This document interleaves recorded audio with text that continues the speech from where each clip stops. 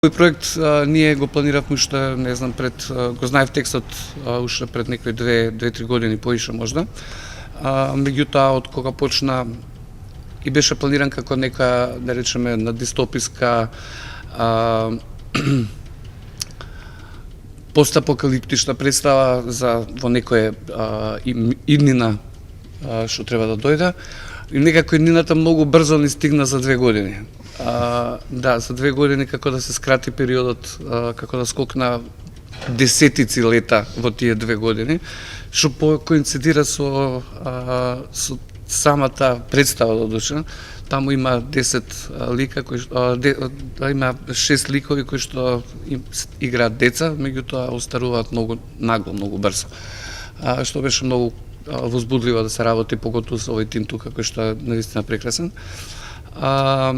Представата зборува за што и правиме ние на природата, на планетата, и до каде може нашата алчност и неодговорност да не доведе.